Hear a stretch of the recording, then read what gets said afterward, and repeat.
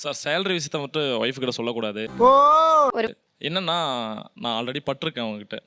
என்னம்மா நீங்க இப்படி பண்றீங்களாம்மா? என்னன்னாக்கா எவ்வளோ சம்பாதிக்கிறோம் அப்படிங்கிறது அவங்களுக்கு தெரியும். அது கணக்கு போட்டு கரெக்டாக கேட்குறாங்க.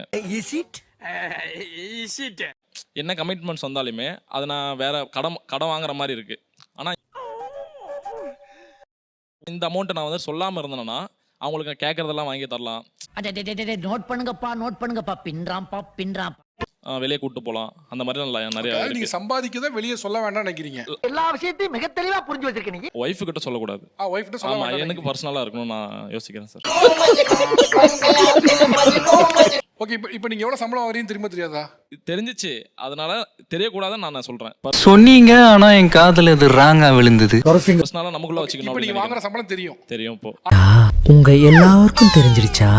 சரி விடு. ஆனா இனிமேல் இன்கிரிமெண்ட் ஆகும்போது சொல்லக்கூடாதுன்னு இருக்கீங்க. அதுவும் கண்டுட்டாளையா சூச்சமத்தை கண்டுட்டாள. இப்போ ரீசெண்டாக தான் தெரிஞ்சுதான் அவங்க இவ்வளோ ஏர்ன் பண்ணுறாங்கன்னு சொல்லிட்டு இப்போ ரீசெண்டாக தான் தெரிஞ்சுது. கல்யாணம் எத்தனை வருஷம் ஆகுது? 1 year ஆகுது. 4 years லவ் பண்ணோம். ஒரு 4 yearsல நான் கேட்கல எவ்வளோ சேலரி ஏர்ன் பண்ணுறீங்கன்னு சொல்லிட்டு நான் கேட்கல. அதுங்க பேச 4 வருஷமா எவ்வளவு சம்பளம் வாங்குறாங்கன்னு தெரியாதா? நான் கேட்கல. கேட்டால் ஏதாச்சும் மீன் ஏதாச்சும் தப்பாக எடுத்துப்பாங்களோ, நானும் அதை பெருசாக எடுத்துக்கல.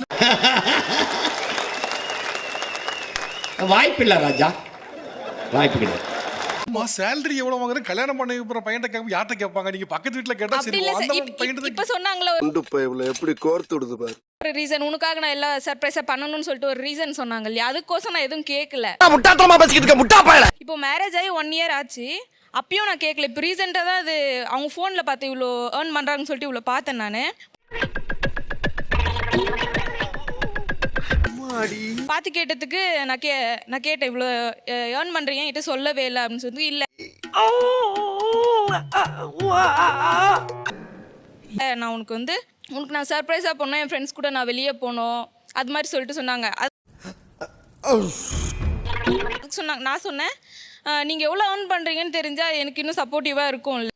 இது ஒரு நல்ல கேள்வி. பதில சொல்றா. நான் ஏதாச்சும் உங்களுக்கு கம்மியா இருந்தாலும் சரி என் சைடுல இருந்து நான் கொடுப்பேன்ல அப்படின்னு சொல்லி நான் சொன்னேன். இல்ல நீங்க வாங்க ஏன் பயப்படுறீங்க? வாங்க, நான் அடிக்கல மாட்டேன், வாங்க.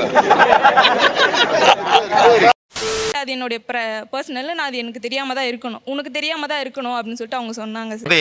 இது மாதிரி 4 பேர் கேள்வி கேட்டிருந்தாங்கன்னா நாங்க திருந்திருப்போம் தம்பி. நீங்க எவ்வளவு சம்பாதிக்கணும் அவருக்கு தெரியுமா? அவங்க அக்கௌண்ட்டுக்கு தான் போகும் எல்லாம். அந்த மாதிரி எல்லாம் இருக்கிறது சான்ஸ் இல்லையே. இது எப்படி?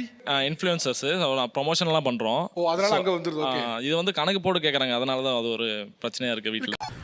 பார்த்தாலே தெரிகிறது. தெரிகிறதா? கல்யாணம் பண்ணா கணக்கு போட்டு கேட்க மாட்டாங்களா? இல்ல சார், அது சொல்லலாம். அது எல்லாத்தையுமே கரெக்டா இவ்வளவு ஆச்சுன்னா இவ்வளவு ஆச்சுன்னு கேட்டுறாங்க சார். அப்புறம் நம்ம வந்து எங்கேயாச்சும் ஃப்ரெண்ட்ஸ் கிட்ட வாங்கணும் அப்படின்னாக்கா அது வாங்க விட மாட்டேங்கிறாங்க. ஆனா எனக்கு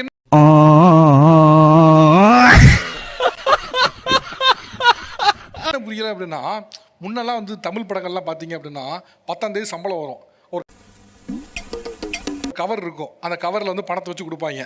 அதை நேரா எடுத்துட்டு போய் மனைவிட்ட கொடுப்பாங்க. நீ உருட்டுப்பா, உன் நல்ல மனசுக்கு நீ தான் ஜெயிப்ப. அங்க ஒரு சாமி படம் இருக்கும், அந்த சாமி படத்துக்கு மேல வைப்பாங்க. அப்பப்ப தேவையானதை எடுப்பாங்க. அப்புறம் இன்னொரு டப்பா இருக்கும், குழந்தைகள் படிப்புக்காக அப்படின்னு. இந்த மாதிரிலாம் வச்சிருப்பாங்க. ஆனா முதல் கான்செப்டா என்னன்னா, சம்பாதிப்பே தெரியக்கூடாதுங்கிறதுல ரொம்ப ஃப்ரெஷ்ஷான புதுசான கான்செப்டா இருக்கு. மறக்காம சர்ப்ரைஸ் பண்ணுங்க. தேங்க்யூ.